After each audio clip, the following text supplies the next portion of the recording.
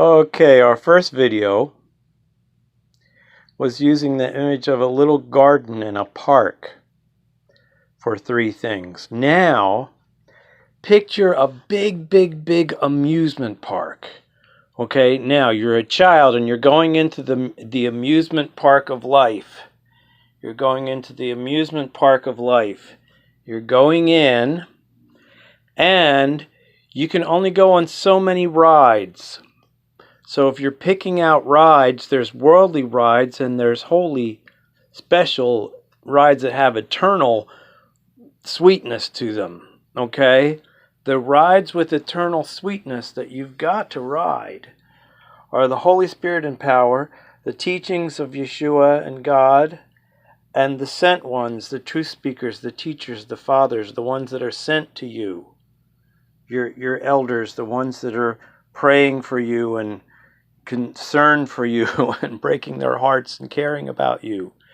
Okay, now when you go into an amusement park, you actually walk around the ride and you kind of check it out and you try to figure out, well, gosh, do I want to get on that thing? It's a little strange, and I mean, I don't know if I want to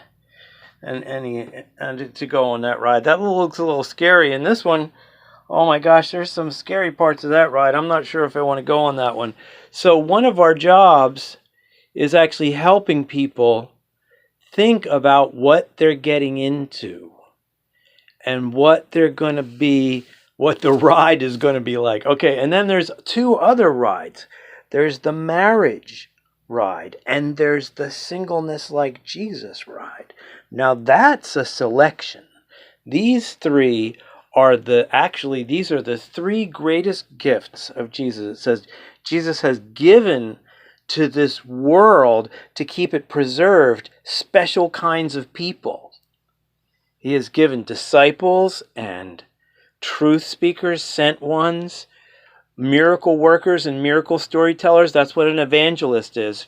Remember Philip and remember Stephen. Acts 6 verse 8, Acts 8 verse 6. Both Philip and Stephen were ordinary guys. They were not sent ones. They were not apostles.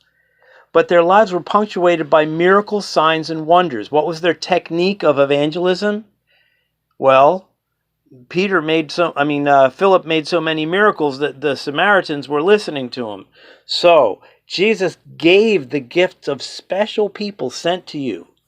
My sent one was my mom. My mom was like jumping for Jesus, go Christian, and nobody knew that she was baptized in the Holy Spirit for 30 years because she was told not to tell anybody. And I'm like, oh my gosh, no wonder. I was never even able to research the Holy Spirit and power because it was actually blocked from me by church. Okay? And then the second ride is the teachings of Jesus. The apostles' teaching, the keys to the kingdom, the teachings of the Son of God in person for the new covenant, brand new covenant. The Holy of Holies is in the home. The Holy of Holies is in the home, an honesty meal group in the home, where a brotherhood group regularly, a couple times a week, are coming together and admitting their faults, not in a sad, shameful way, but cheerfully. Okay, here's where I had trouble. Here's where you guys need to look out for me. It's a cheerful sharing of how this world is messing with us and getting us down and how we're scared or weak. One of the most important things that we can ask in the teachings of Yeshua God is, what is the Holy Spirit asking you to do that you're avoiding or putting off? That way we can do things together. So, this is the amusement park of life and these various rides that you can go on. Now, the next one we're going to talk about these 2 rides and how you going to pick one. Pick one, the marriage ride or the singleness like Jesus ride. Woohoo!